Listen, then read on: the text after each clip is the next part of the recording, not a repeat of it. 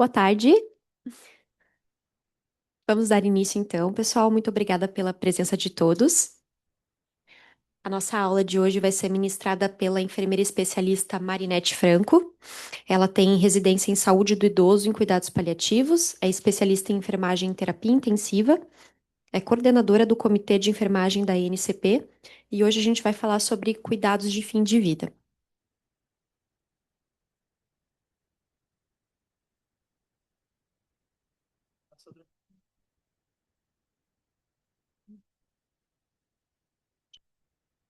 Olá, pessoal. Bom dia, boa tarde. Agradeço a presença de todos aqui, em especial da equipe interdisciplinar, que é fundamental para o nosso serviço de cuidados paliativos. Então, hoje nós vamos falar quando cuidar vai além de curar. Os desafios no cuidado da pessoa em fim de vida. Eu que vou estar apresentando aqui para vocês, mas isso daqui, essa apresentação é resultado de um trabalho em equipe. Então, a doutora Carolina é a nossa médica mais recente, que está no nosso serviço de cuidados paliativos, está integrando o nosso time.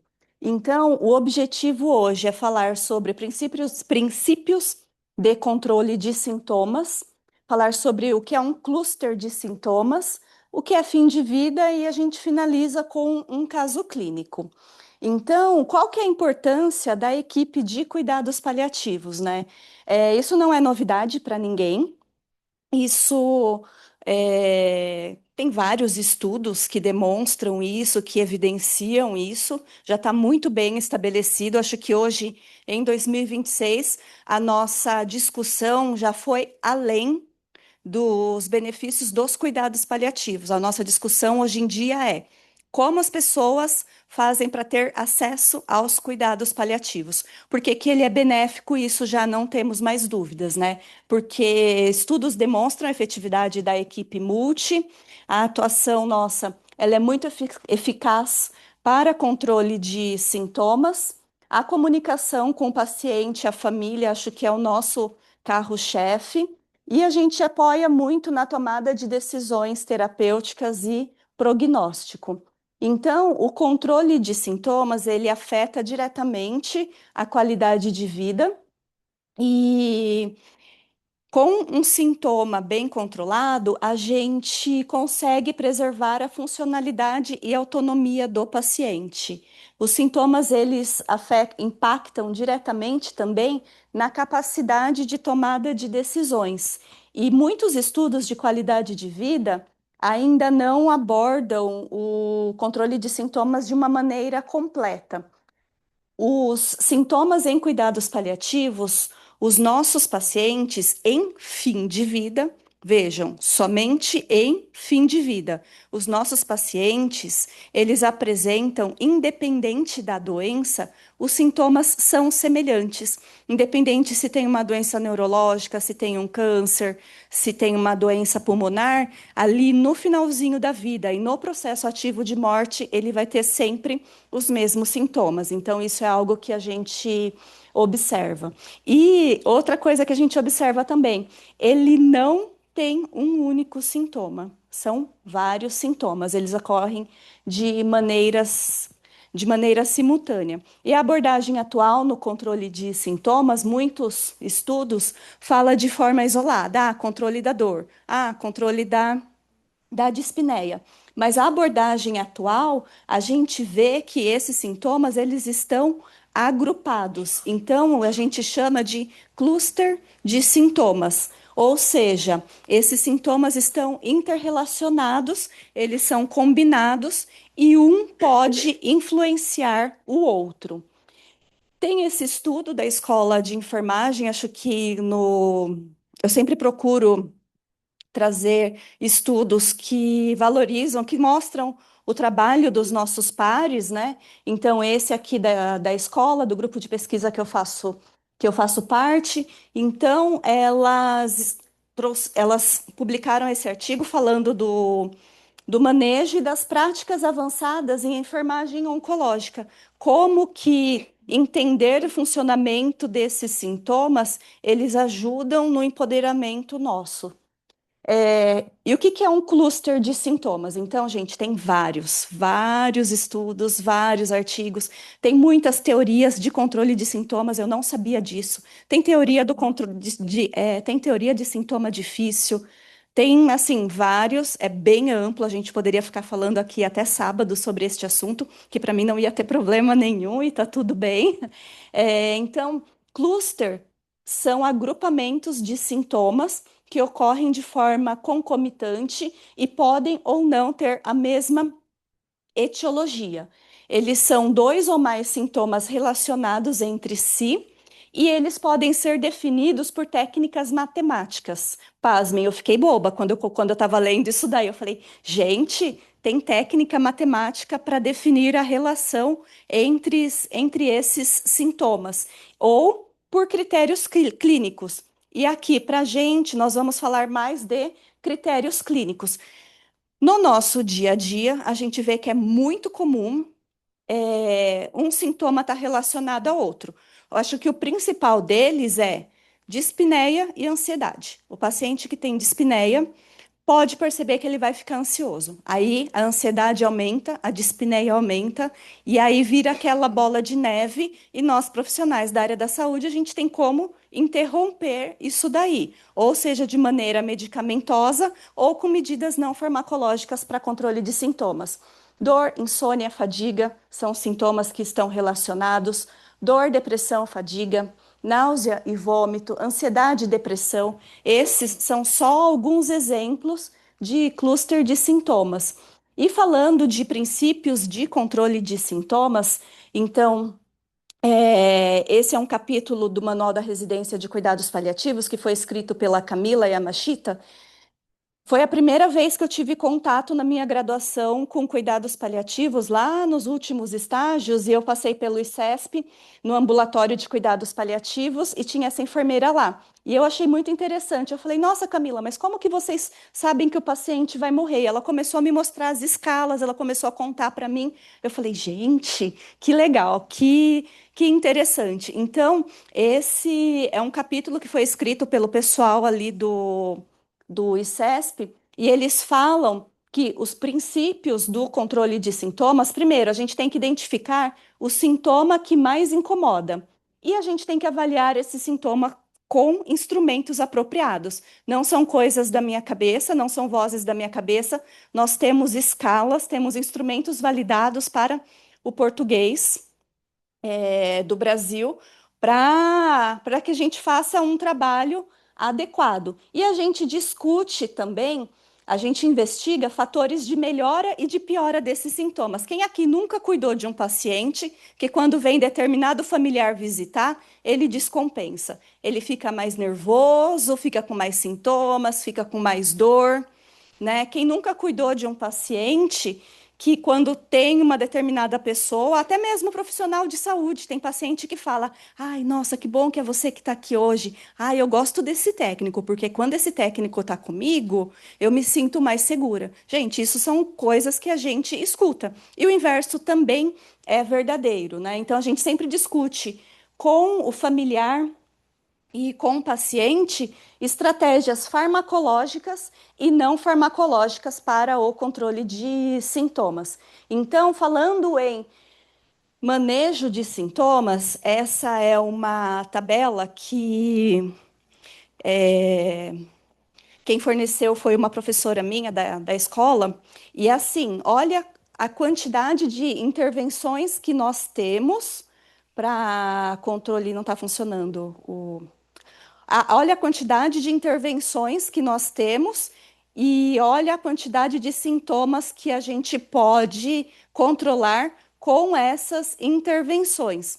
Vejam, técnicas como relaxamento, meditação, respiração ritmada, a gente consegue controlar ansiedade, depressão, dispneia, fadiga, náusea, vômito e dor e insônia. Olha só, e isso é muito interessante, principalmente para a equipe interdisciplinar, Por quê? Porque, vejam, nem sempre a gente precisa de um medicamento para controlar determinado sintoma. Vejam, olha aqui onde estão os medicamentos, ó, tá mais para baixo. Então, eles controlam, se a gente pegar a parte de cima da tabela, veja o yoga. Olha quanta coisa que a gente consegue controlar com uma prática, com exercícios, né? Fisioterapia, caminhada e uma prática de yoga. Muitos sintomas. Então, a gente consegue controlar diversos sintomas sem necessitar de um medicamento. Não estou dizendo aqui, em hipótese alguma, que a prescrição médica não é importante.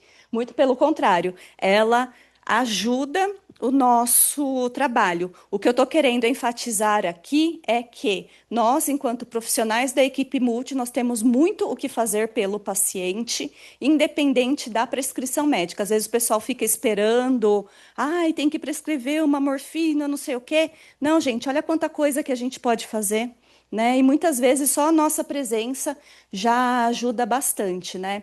Então, os sintomas mais comuns em fim de vida: dor, febre, dispneia, agitação, hipersecretividade, xerostomia, que é a boca seca, constipação, diarreia, inapetência. A gente tem sofrimento espiritual, sofrimento social, nós temos falência cutânea, sofrimento psicológico, sofrimento financeiro, gente. Já cuidei de um paciente que um dia eu perguntei para ele: o que está mais incomodando o senhor? Que a gente sempre pergunta dos sintomas e depois pergunta: o que mais te incomoda? E aí ele falou: sabe o que que é? É que eu sou o responsável pelo sustento da minha família. Eu tenho uma fábrica de doce de banana e é ela que traz o sustento para todo mundo. E eu estou vendo que as coisas não estão indo bem aqui. Então, eu estou muito preocupado com isso. Aí eu chamei a assistente social, ela foi lá, conversou com eles, com a família, e viu várias coisas que eles podiam fazer, e aí depois ele teve melhora dos sintomas físicos após resolver essa questão financeira. Claro, tem outros sintomas que talvez não esteja aqui. Mas, afinal de contas, o que é o fim de vida? Porque tem muita confusão. Ai, paciente terminal, eu quero morrer quando eu escuto isso, paciente terminal. Não só eu, mas a maioria dos paliativistas também. Ai, o que que é um fim de vida, uma terminalidade, um processo ativo de morte? Lembrando que cuidados paliativos têm indicação. Esse é um gráfico, é uma adaptação da Organização Mundial de Saúde. Então, cuidados paliativos tem indicação de ser iniciado aqui, esse gráfico aqui é da doença ao longo do tempo. Então, cuidados paliativos têm indicação de ser indicado no momento do diagnóstico da doença. Então, não é porque está sendo acompanhado por uma equipe de cuidados paliativos que não tem mais nenhum tratamento modificador da doença para a gente fazer. Vejam, olha a parte aqui, ó, terapia modificadora da doença, embaixo é cuidados paliativos. Nós caminhamos em conjunto o tempo todo. Só bem no finalzinho, quando está aqui bem no final de vida, que é mais essa parte aqui do gráfico, até aqui a gente caminha juntos, tá vendo? Então, um não exclui o outro. Vocês podem esquecer de várias coisas que eu estou falando aqui, mas o principal e que é para vocês reproduzirem por aí. Cuidados paliativos não exclui tratamento curativo. Tem o processo ativo de morte e tem a morte, tem o luto, mas lembrando que o luto ele não acontece só aqui no final. O luto ele acontece aqui. Ele começa no diagnóstico da doença. As meninas da psicologia estão aí e entendem disso muito melhor do que eu, mas o que eu entendo é que o luto começa no momento do diagnóstico da doença, porque não tem só o luto da família, mas tem o luto da pessoa por ela deixar de ser quem ela era ao longo do tempo, porque ao longo do tempo ela vai perder funcionalidade, ela vai perder papéis até chegar perto do momento da morte e isso causa um sofrimento. E quais são as características da fase final de vida? Então, a pessoa ela tem uma redução da atividade social, ela fica menos comunicativa, ela tem uma redução da ingesta alimentar, ela fica confusa, agitada, sonolência, ela conversa e visualiza familiares já falecidos. Quem nunca viu aqui, quem nunca cuidou de um paciente que fala: olha, eu vi a minha avó, eu vi minha mãe. Aí você vai ver a paciente, ela tem 90 anos. Aí você fala: A gente já fica com o radar ligado. Lucidez paradoxal ou terminal, que também é conhecida como melhora da morte. Isso engana muito, porque o paciente, ele dá uma melhora, ele melhora mesmo. Recentemente, a gente cuidou de uma paciente aqui no 6A e ela teve a melhora da morte. Foi bem claro, bem descrito de livro mesmo. Ela teve a melhora da morte e depois ela faleceu. E a filha dela ficou muito brava com a gente. Pô, mas vocês falaram que a minha mãe ia morrer? E realmente, a gente falou que a mãe ia morrer, que a mãe ia falecer. Só que ela teve a melhora da morte. E realmente, ela faleceu uma semana depois. E outra, algo muito importante, sintomas que antes eram controlados, chega no fim da vida esses sintomas aparecem. Então, dor, dispneia, mioclonia, algo muito importante, retenção urinária. Os nossos pacientes, eles fazem muita retenção urinária e constipação, porque lembrando que a primeira parte do nosso corpo que começa a morrer, eu sempre falo para os familiares, é esse meio do corpo, estômago, intestino e bexiga. Então, às vezes o rim está funcionando, mas o músculo da bexiga não, e essa pessoa pode ter retenção urinária. Agora eu vou fazer uma propaganda, entre aspas, né? Abre parênteses para propaganda. Aqui no 9 de julho, a gente fez, alguns enfermeiros, o curso de POCUS, de ultrassom. Então, isso para os nossos pacientes é um ganho muito grande. Por quê? Porque eu não vou sondar esse paciente desnecessariamente. Eu tenho como fazer um ultrassom antes de fazer aquela intervenção, porque às vezes eles ficam 24 horas sem apresentar diurese ou mais, e aí você passa a sonda, sai 50 ml, sai 100 ml. Então, essa é uma tecnologia que a gente já tem aqui no nosso hospital. Nós não podemos esquecer que nós temos as lesões de fim de vida, isso é muito importante. Tem a úlcera terminal de Kennedy, a lesão de Tremblay-Brennan. Nós estamos fazendo um trabalho junto com a Sabrina para poder difundir mais esse tipo de lesão. Por quê? Porque é importante que eu saiba diferenciar uma lesão que é inevitável de uma lesão que é totalmente evitável, né? A de Tremblay-Brennan são essas manchas que aparecem nos membros inferiores, aparecem nos braços, principalmente na região do externo. Essa paciente que estava lá no 6A, ela teve a melhora da morte, só que assim, ao passo que ela deu uma melhorada, que até conversava, as lesões de pele dela aumentavam. Aumentou assim significativamente. Ela não tinha a lesão, não era uma lesão por pressão, ela faleceu sem lesão por pressão, mas ela tinha lesão de Tremblay-Brennan. Qual que é a diferença de uma e de outra? A úlcera terminal de Kennedy ou lesão terminal de Kennedy, ela rompe a pele. A de Tremblay-Brennan não rompe a pele. E eu vou trazer agora um caso clínico para vocês. Essa é uma foto é, de uma aurora boreal. É um caso clínico de uma paciente que nós atendemos ali na UTI do 2B. E por que que é a aurora boreal? Porque essa paciente via a aurora boreal dentro do quarto dela. E aí eu perguntei para ela: Nossa, mas a senhora já viajou para a Islândia, para o Canadá, para para a Finlândia, lá para a Noruega e já viu a aurora boreal? Ela falou não, mas a aurora boreal estava aqui no quarto, aquelas luzes coloridas, todas bonitas e tinha um túnel branco. Eu. Aí depois ela, não, mas eu não viajei para esses lugares, mas eu viajei para a Espanha. A minha mãe era espanhola e aí ela começou a contar da mãe dela. Então, o nome do caso é aurora boreal, para não falar caso clínico, né? Todo mundo apresenta caso clínico. Eu falei, não, vamos dar um nome para o nosso caso. É aurora boreal. E aí é o caso da senhora Pilar. Então, eu mudei o nome dela. Então, quem que é a senhora Pilar? Eu mudei os dados pessoais, tá, gente? Só para ilustrar e para manter a confidencialidade do caso. Vejam, a gente começa as nossas anotações no prontuário com a biografia do paciente. Por quê? Porque em cuidados paliativos, a gente começa cuidando da pessoa, a gente não cuida da doença. A doença também é importante, mas a gente cuida da pessoa. Todas as anotações, tanto dos médicos quanto minha, a gente sempre começa com a biografia. Então, a senhora Pilar, ela era viúva do senhor Gonzalo há 25 anos, com quem teve três filhos. Ana, Gonzalo Júnior, né?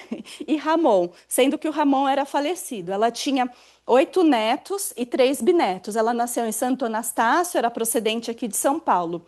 Ela era dona de casa, gostava de assistir televisão atualmente, né, porque ela estava mais debilitada, mas ela gostava de pintar quadros e louça de porcelana. Eu achei bem interessante, eu falei, nossa, eu não conheço ninguém que pinta louça de porcelana. Ela tinha uma cachorra adotada há 10 anos, por quem ela tinha grande carinho e preocupação, e ela era católica praticante. Então, vejam, ela foi internada aqui no dia 3/9 para fazer, isso foi no ano passado, no dia 3/9 para fazer uma angioplastia de membro inferior esquerdo. E ela teve alta da UTI no dia 12/9. Então é importante, ela foi internada dia 3/9. No dia 27/9, ela teve um broncoespasmo associado a uma crepitação, provável insuficiência cardíaca, e daí, com fração de ejeção preservada, e daí o que aconteceu com ela? Voltou para a UTI.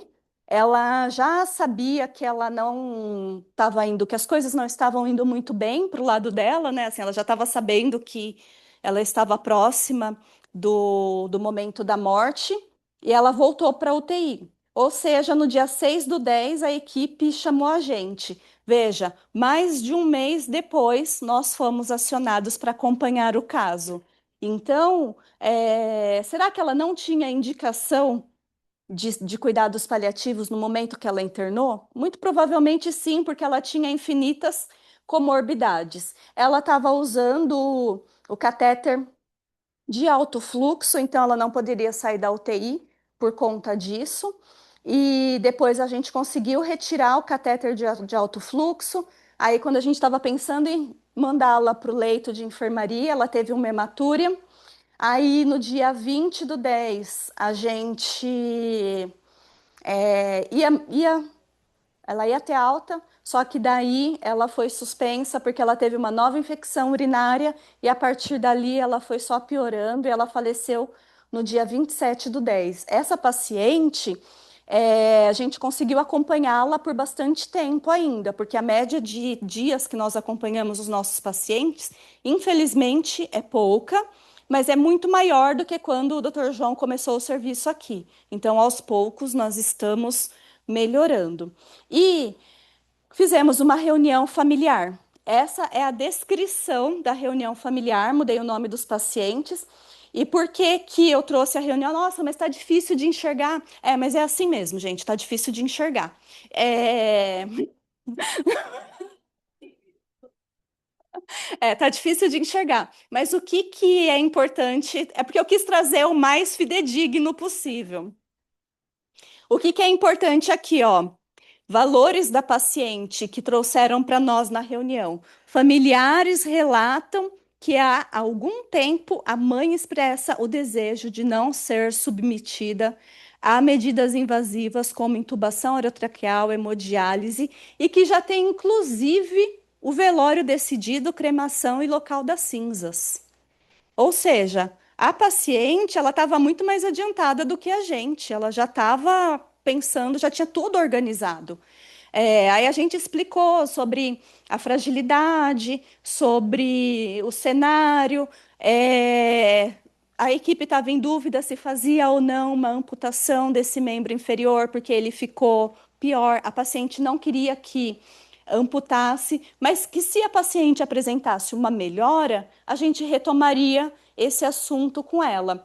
E daí, a Marcela explicou sobre a resolução 355 do Conselho Regional de Medicina, que nos respalda ética e legalmente para a limitação de suporte avançado de vida. E aí nós, olha que interessante, acordamos a manutenção de todas as medidas instituídas até o momento, com possibilidade de uso de droga vasoativa, se necessário, escalonamento de antibióticos, além de correção de distúrbios eletrolíticos e função e transfusão sanguínea.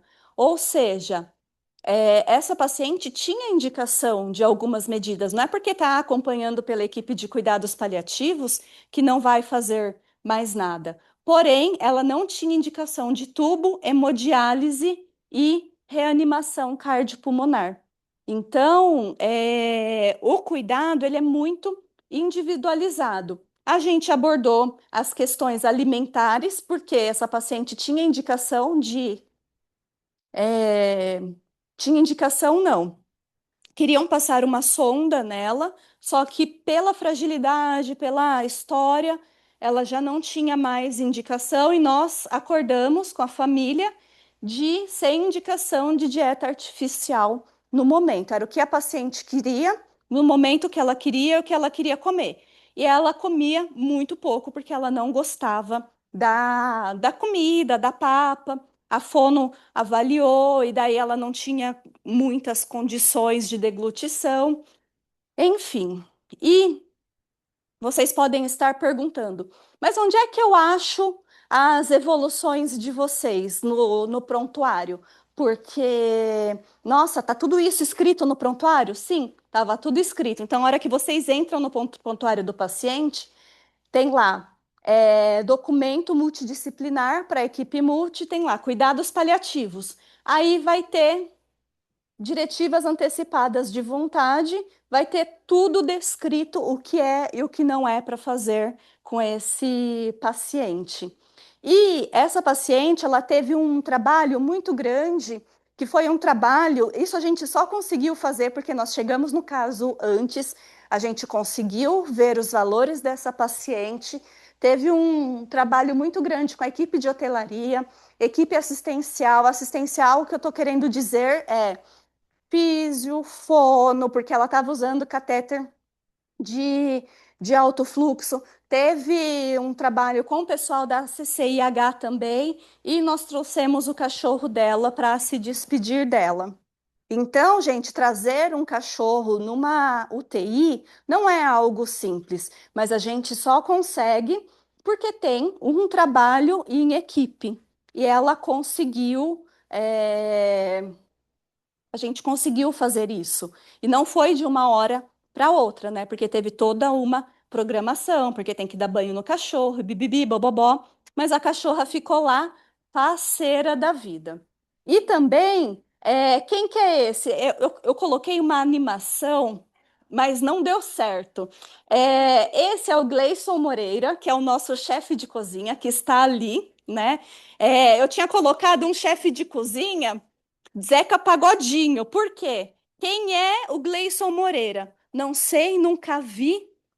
Nem só ouço falar. Eu só vejo o resultado do trabalho dele.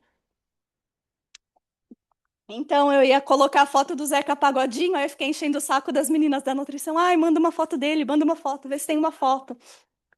Por quê? Porque a gente vê o resultado do trabalho dele, não só nesse caso, como em outro. A gente estava cuidando de um paciente ali no 7A, no 8A, e ele pediu para. Só um parênteses, tá, gente, em relação a esse caso. Ele pediu para comer um cachorro quente, mas não era qualquer cachorro quente. Ele queria o cachorro quente lá do Uruguai, da cidade onde ele morava. Então, o Gleison foi lá e preparou um cachorro-quente o mais parecido possível com o que ele comia. Então, voltando, este é o Gleison que está aqui na nossa apresentação. E essa paciente, ela falou que queria comer um prato chamado pucheiro. E aí eu coloquei lá no Google pucheiro, eu falei, gente, apareceu um monte de foto de homem pelado. Eu falei, não, não é isso, não pode ser isso. E aí, as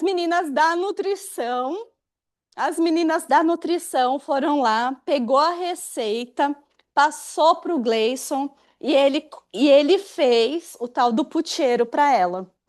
E ela comeu e foi uma das últimas refeições dela. E ela comeu tudo. bateu um pratão lá, comeu tudo.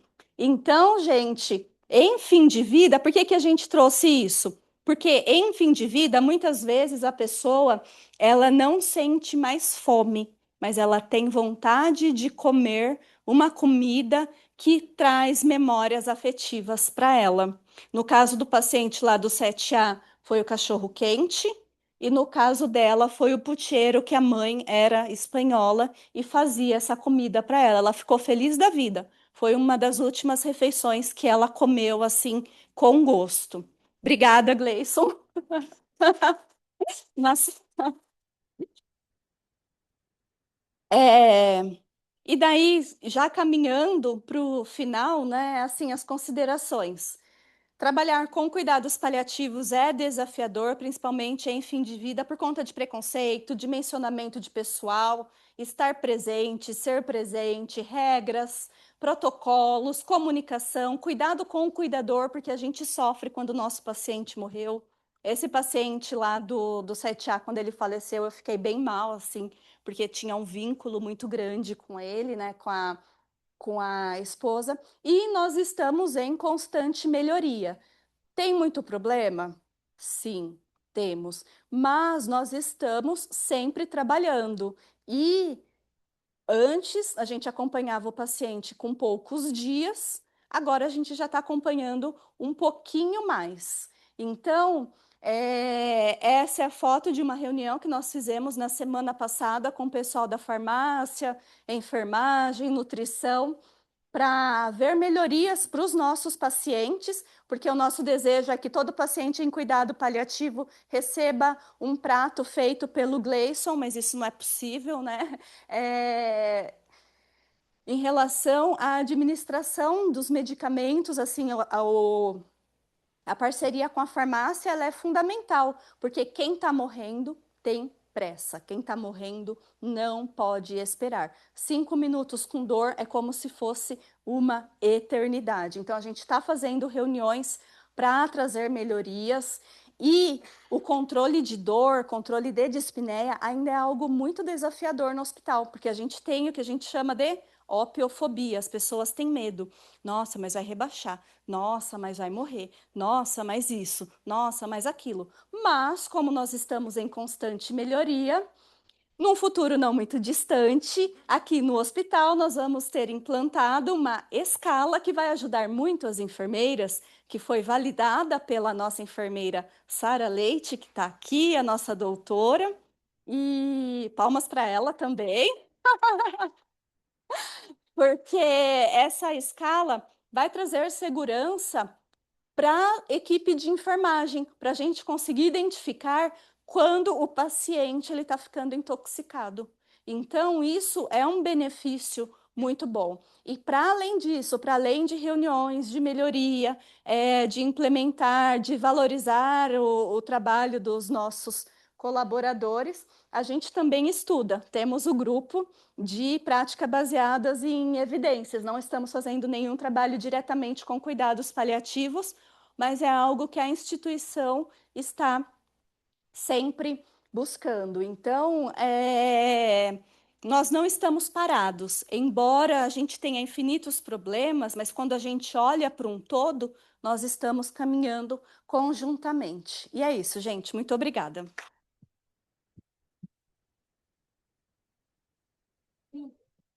Parabéns, Mari, pela aula maravilhosa, importante e generosa, como a Mari é, né? Acho que como boa paliativista, ela sabe dar os méritos a todos que participam do cuidado.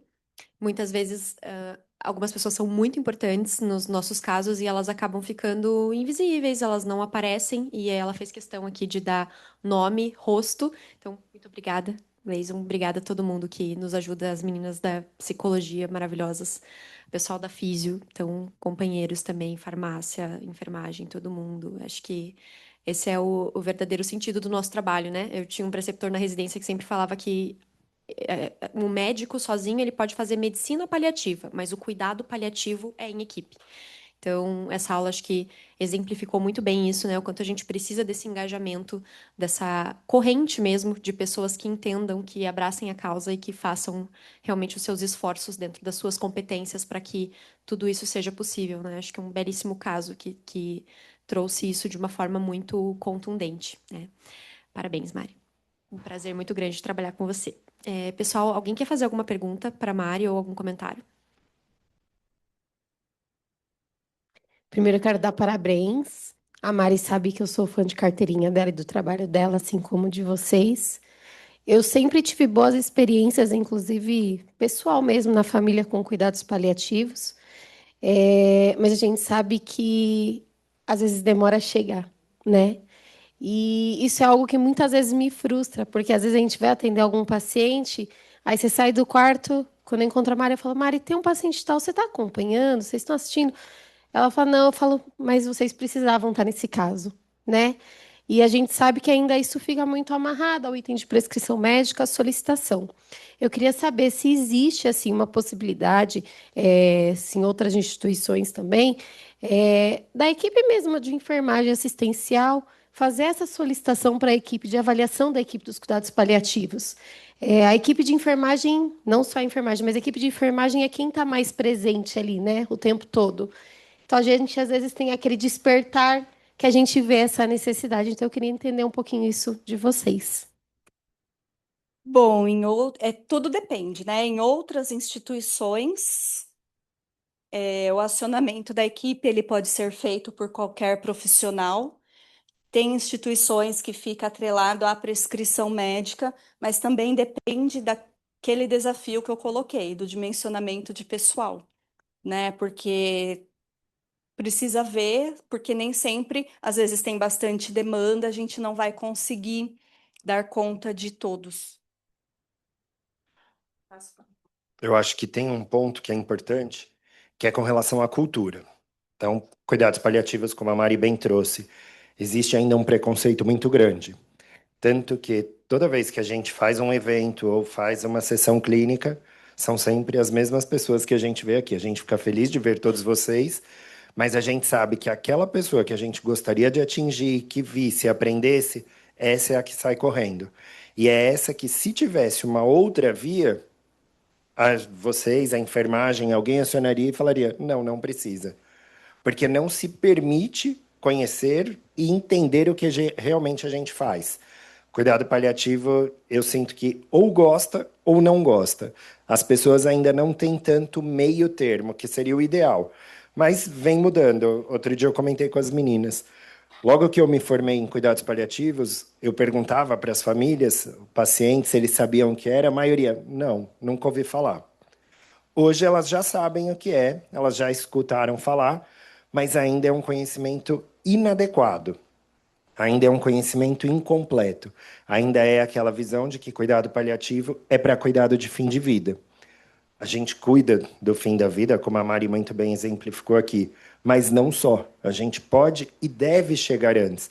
É chegando antes que a gente consegue fazer todos esses cuidados. É amparar ainda mais essa família, esse paciente. É poder ajudar durante todo esse processo de doença. Então, quanto antes chega.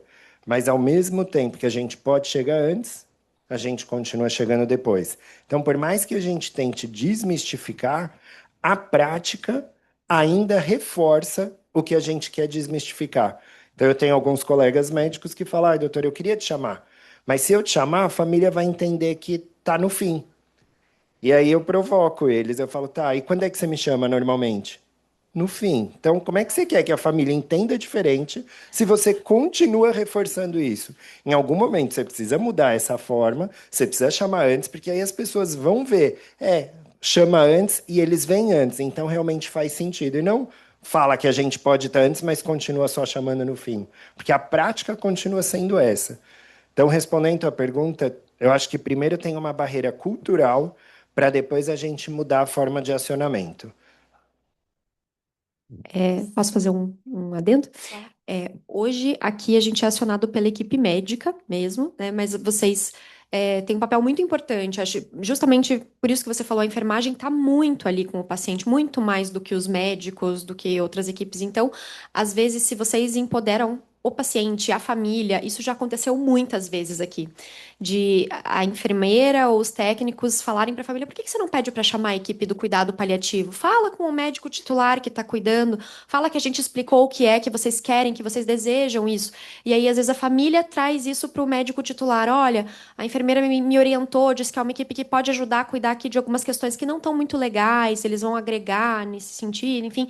E isso acontece de uma forma mais, às vezes até orgânica, assim, mais natural, sabe? Sem ser imposto. Então, não desistam, continuem nos ajudando. Acho que esse é o caminho, assim. A gente teve muitos casos já. Eu sou nova aqui no serviço em São Paulo, né? Mas eu fiquei impressionada com isso, assim, a quantidade de vezes que a família, que esse pedido partiu da família, empoderada pela equipe de enfermagem ou físio, psico, enfim. É isso. Mais alguém quer perguntar alguma O coisa? Leison quer fazer algum comentário?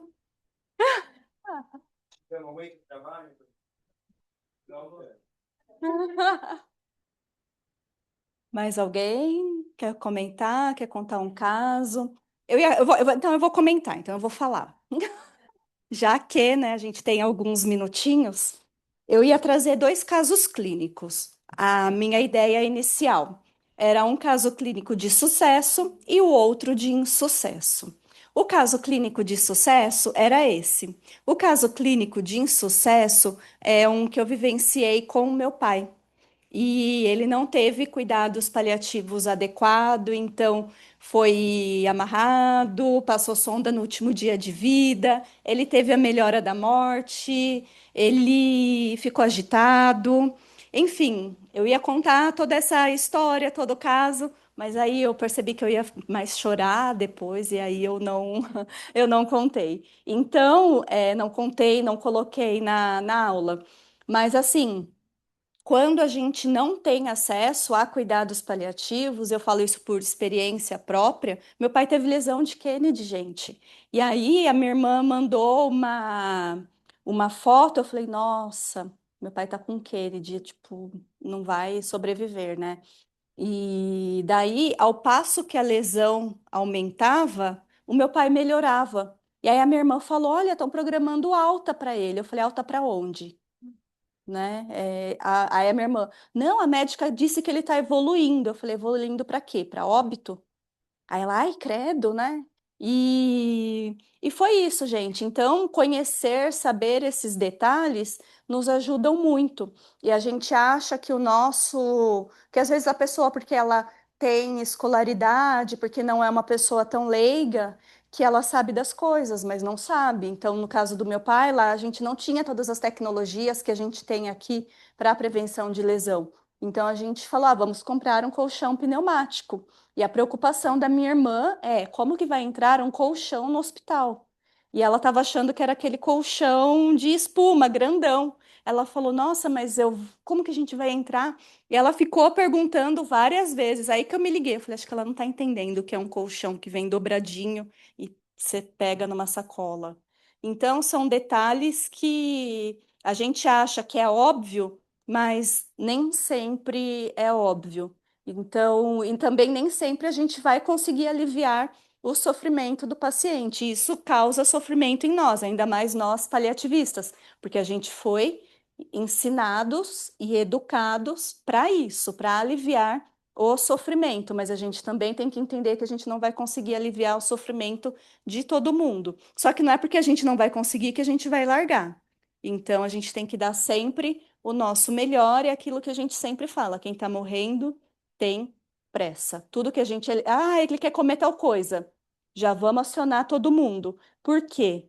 Porque esse paciente pode morrer. Teve um que ele pediu dobradinha. Ele falou: Ah, eu quero dobradinha com feijão branco e batata. Aí eu falei para as filhas e falei para a Nutri ao mesmo tempo. Aí a Nutri foi lá e falou: Olha, é melhor a família trazer, porque até pedir a compra e tal, vai ficar pronto, vai ser possível só na semana que vem. Isso era uma sexta-feira. Vai ser possível só na semana que vem, e daí eu falei, ah, semana que vem ele já não tá mais aí. E aí no dia seguinte a filha trouxe, e no dia seguinte ele já tinha rebaixado, ele não conseguiu mais comer. Então, a gente sempre corre e sempre é urgente, por conta disso, né? Porque se tivesse trazido naquele momento, talvez ele tivesse comido a última comida dele, né? E não foi possível porque não deu tempo e porque aonde que vai arrumar uma dobradinha sexta tarde, né? Então tem as nossas limitações também. Então é isso, gente, que eu queria trazer para vocês. É, só acrescentando ao que a Mari falou, assim, não adianta muito pregar para convertido, né? Então, como o João diz, todo mundo que tá aqui são as pessoas que se interessam, que querem aprender. Acho que o que eu vou falar aqui vai fazer sentido para a maioria, mas quem trabalha com cuidado paliativo sabe que nós somos, sobretudo, educadores, né? A gente tem esse papel de educar as equipes, de divulgar, de explicar o que que é. E muitas vezes esbarra em questões muito anteriores a isso, de se vai dar tempo de preparar a comida ou não. Às vezes esbarra no, não, mas a família não quer que conte. Não, mas a equipe titular está com medo que vocês cheguem e a família entenda ou o paciente entenda que vai falecer. Isso é muito cultural também, mas é algo que a gente tem que tentar desmistificar, assim, sempre, porque a mentira, ela rouba tempo, né? Rouba tempo de uma pessoa que às vezes tem pouco tempo, rouba tempo dela fazer escolhas que às vezes são simples, né? A roupa que quer usar pela última vez, a comida que quer comer pela última vez, uma música que quer ouvir, alguém com quem quer conversar. Então, a mentira, ela não pode ser um caminho para nós, né? Existem muitas formas de chegar até essa compreensão, e às vezes isso é gradativo, até tem que ser tolerável, né? Respeitando os limites daquela pessoa, daquela família, mas faz parte, né, da dignidade, da verdade, da ética, a gente dar para a pessoa o direito de escolha, dela escolher o que ela quer fazer, as refeições que ela quer ter, as coisas que ela quer ouvir, o que ela quer consumir naquele período de tempo que ela tem, né? Então, se pudesse deixar um recado, seria esse, né? Não desistam. Não é fácil, a gente mata 10 leões por dia, mas seguimos, né? Acho que todo mundo aqui acredita na importância do que a gente faz, do nosso trabalho, e a gente conta muito com vocês, porque sozinho a gente não consegue, mas com todo mundo, assim, atuando um pouquinho na sua área, no seu setor, as coisas, a gente colhe resultados também, né? A gente tem que valorizar as coisas pequenas que a gente consegue. Não é só tudo negativo, não dá tudo errado, não são todos os casos que são catastróficos, pelo contrário. Às vezes a gente dá uma proporção muito grande para eles, mas tem casos muito bem conduzidos, muito lindos, em que a pessoa é muito respeitada, a dignidade é muito colocada em evidência. A gente precisa colocar isso em foco também, porque senão fica muito pesado, né? Então é isso. Obrigada. E acho que só complementando o que vocês duas trouxeram, isso justifica um pouco as nossas chatices com todas as equipes. Do tipo, precisamos que tal pessoa, tal profissional esteja aqui, esteja presente, tente fazer o mais rápido possível, porque a maioria entende como urgência e emergência os pacientes que estão no pronto-socorro na UTI. Mas o paciente em cuidado paliativo, que tem os dias ali, principalmente na nossa cultura, na nossa prática, que a gente chega muito no fim e muito próximo desse fim, também é uma urgência e emergência da gente conseguir garantir o melhor para esses pacientes. E às vezes é uma corrida contra o tempo que a gente faz. E lembrando que toda vez que tem um paciente desconfortável, às vezes para nós, tá com dor. A gente avisa, tá um caos, tá um tumulto, e a gente pede, será que conseguiria priorizar? Para nós, é só uma dor. Mas não somos nós que estamos sentindo aquela dor. Não somos nós, o familiar, vendo um pai, uma mãe ou um filho tendo aquela dor.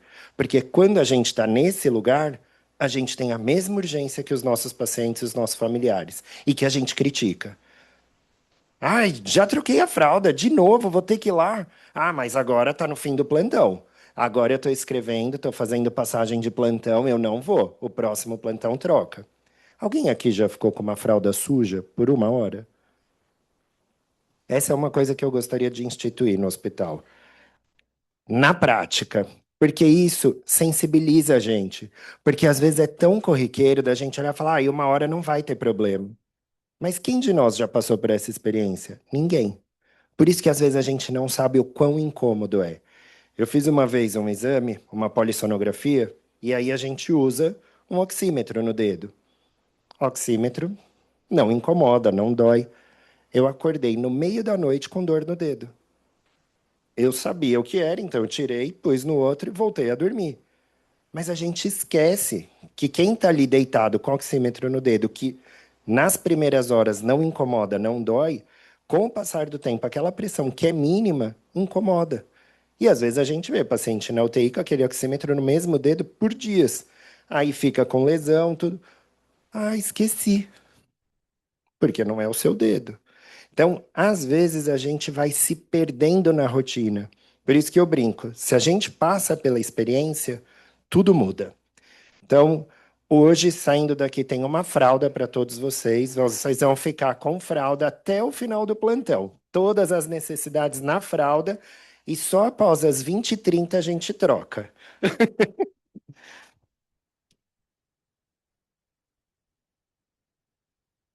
A minha voz não é essa de pato, que fique bem claro. Eu estou assim um tanto quanto congestionada. Mas assim, eu sou nova aqui, sou terapeuta ocupacional, né? Eu venho por demanda, conheci o Dr. João semana passada. A Marinette já tinha conhecido um pouquinho antes. E aí eu achei interessante que você falou dessa questão do quando não é com a gente, né? Eu já passei por essa experiência de ser comigo. Inclusive, eu fiquei na UTI aqui, do 3B, porque o ano passado eu tive uma parada respiratória, do nada. De repente eu acordei, eu estava entubada, eu estava com sonda, eu estava contida no leito, assim, sem entender absolutamente nada. E eu já trabalhava com paliativos, só que na pediatria, né? E aí você vai entendendo tudo aquilo que eu já fazia antes. Eu falei, meu Deus, agora se concretizou, né? Porque eu cuidava do outro e agora eu estou sendo cuidada. E eu vi a importância que tem, o cuidado que eu tenho com os meus pacientinhos, né? Porque eu falo assim, gente, não, é tudo meu, é tudo meu paciente, né? Então, assim, o quanto é importante esse cuidado que eu tenho com os meus, sabe? Porque às vezes é, é um lençol que está dobrado e que incomoda, entendeu? E tem que trocar de decúbito, sim, tem que deixar lisinho, sim, porque é o que você falou, não é a gente que está lá. Mas quando eu tive nesse lugar, eu falei, caramba, né? Ainda bem que eu dou conta de perceber e de tentar mudar isso nos meus pacientinhos, agora os meus pacientões aqui, né? Mas assim, o quanto é importante esse cuidado, sabe?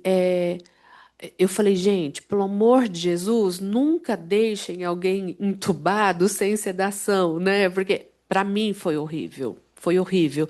Você acordar, ter aquele trem no meio da boca, não conseguir falar, não conseguir se comunicar e não sei o quê. Nossa, uma coisa horrorosa, né? Então aí estubaram, aí estava com a sonda, aí eu pedia para a fono, pelo amor de Deus, tira isso de mim, não sei o que. Ela falava, olha, Fabi, tenha calma, né? Tem que esperar, não sei o que. Eu falei, mas não, olha, se você quiser, eu não como nada, mas eu preciso que tire isso de mim, porque é terrível, né? E aí a gente vai vendo quanto esses cuidados são importantes, né? Graças a Deus, assim, eu não tenho nenhuma queixa a fazer com ninguém daqui. Eu fui super bem cuidada, tanto é que quando eu estava aqui ainda internada, os físios iam me atender, eu sempre perguntava: faz tempo que você trabalha aqui? É legal trabalhar aqui? Porque eu pensava, gente, um dia eu quero trabalhar aqui, né? E hoje eu estou aqui. E eu quero poder fazer a diferença que cada um, né, de vocês, do pessoal, fez na minha vida aqui, né? E eu acho que é isso importante também. Eu vejo cuidados paliativos como algo que a gente tem para a vida a partir do momento que nasce, né? Porque eu penso que quando a gente nasce, a gente não vive cada dia, a gente morre a cada dia. E aí você tem a escolha: como você quer viver a sua vida? Como você quer morrer a sua vida? Você quer morrer bem ou você quer morrer mal? E esse é o cuidado paliativo. E eu acho que a dificuldade do encaminhamento médico é que o médico, enquanto faz medicina, ele é treinado a Profissional. curar, nunca a ver o paciente morrer, né? Então, essa dificuldade muito grande dos encaminhamentos que eu vejo aqui, que eu achava que acontecia só na pediatria, mas com um adulto é igual, né? Infelizmente, e tem ainda esse tabu, essa coisa de, ai, cuidados paliativos é funerária, né? Eles acham que a gente está entrando para perguntar que tipo de coroa você quer. Você quer um caixão branco ou preto? E não é isso, né? É diferente, é vida. Eu acho que é trazer vida, é trazer dignidade, é como a Marinette apresentou o caso. Começa com a biografia, porque a gente trata de pessoa, a gente não trata de doença, né? A gente está lá para tratar a pessoa, não a doença. Eu, enquanto TO, eu não trato doença nenhuma. Eu trato a pessoa. Eu quero saber o que que ele consegue, o que deixa de conseguir, né? No que eu posso te ajudar numa comunicação, né? Num posicionamento, né? Ai, mas o paciente não responde a nada. Não tem problema, mas eu quero, né? Eu quero ajudar num posicionamento, eu quero ajudar, sei lá, em alguma coisa eu sei que eu posso ajudar, né? E eu acho que é isso que precisa um pouco clarear na visão das pessoas com relação aos cuidados paliativos. É isso. Obrigado pelo relato, Fabi.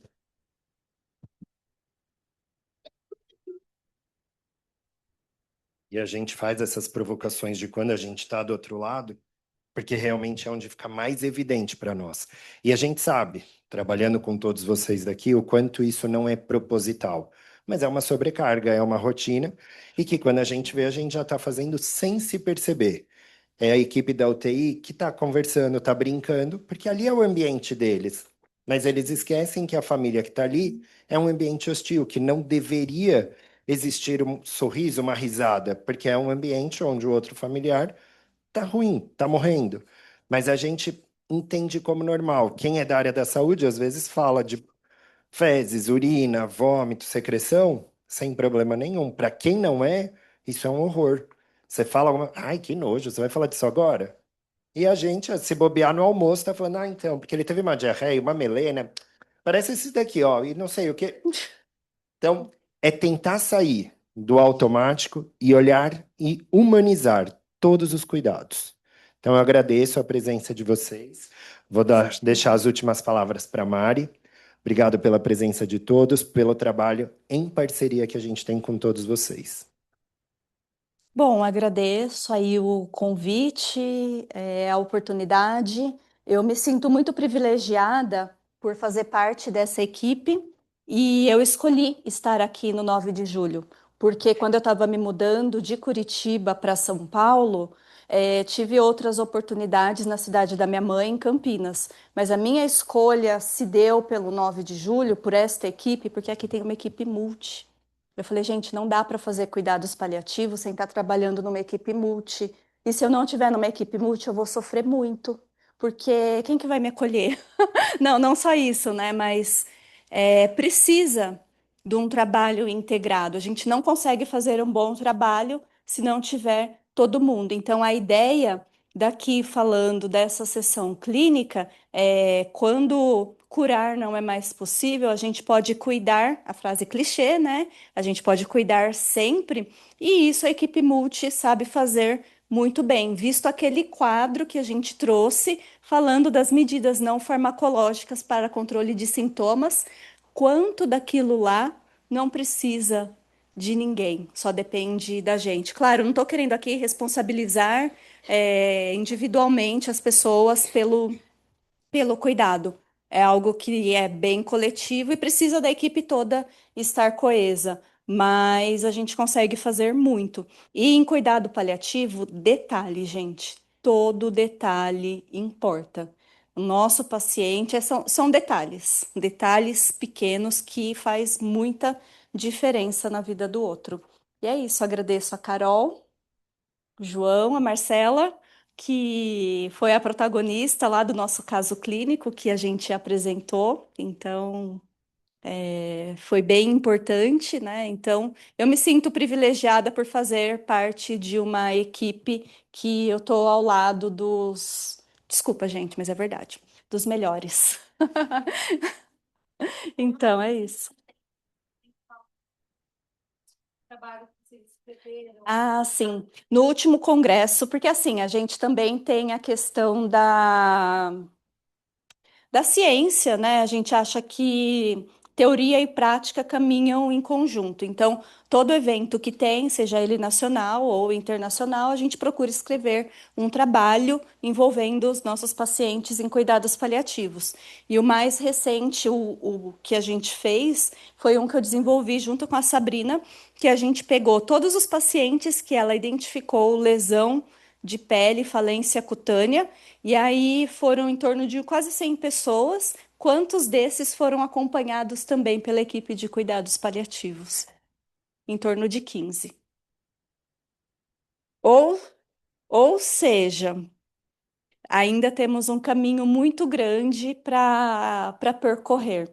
Então, a gente levou isso para o Congresso Latino-Americano de Cuidados Paliativos e a gente vai levar agora para o Congresso de Estomaterapia também. E a gente pretende escrever um artigo sobre isso. Aí é isso, gente.